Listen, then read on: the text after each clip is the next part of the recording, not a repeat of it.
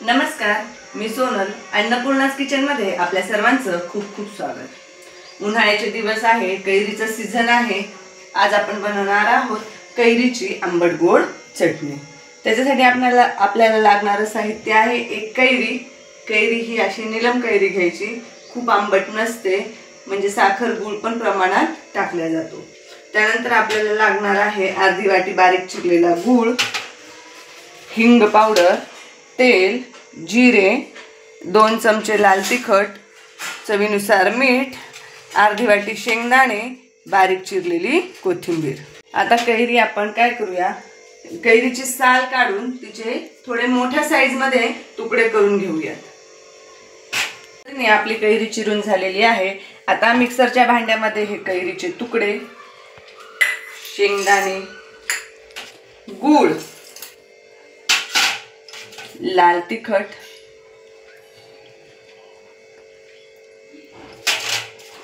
चवीनुसार मीठ आणि जिरे हे सगळं घालून आपण आता मिक्सर मधून हे जाडसर फिरून घेणार आहोत. अगदी बारीक करायचं नाही, थोडंसं जाडसरच आपण हे फिरवून घेणार आहोत.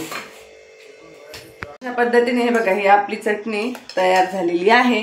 आता आपण काय करणार आहोत, त्याला फोडणी करणार आहोत. कोथिंबीर आपण वाटताना टाकणार नाही आहोत, कारण चटणीला असं सुंदर लाल कलर येतो.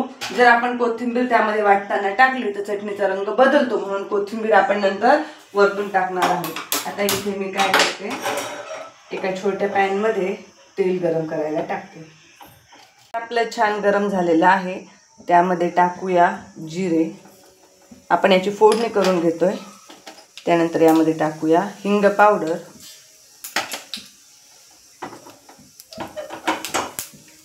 गॅस बंद, आणि ही गरम फोडणी आपण या चटणीवर टाकूया.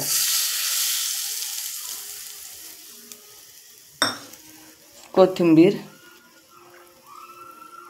आणि हे छान असं मिक्स करून घेऊया. बघू शकता किती सुंदर चटणीचा कलर दिसतोय. बघता क्षणी खाण्याची इच्छा होतीये. खाऊन बघूया कशी झाली आहे. अगदी सुंदर झालेली आहे.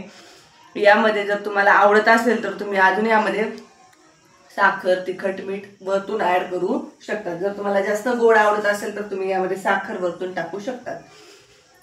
आपली चटणी तयार झालेली आहे. जर तुम्हाला माझे व्हिडिओ आवडत असतील तर माझ्या चॅनलला नक्की सबस्क्राईब आणि लाईक करा. पुन्हा भेटूया अशा एका छानशा नवीन व्हिडिओ सोबत, नवीन रेसिपी सोबत. धन्यवाद.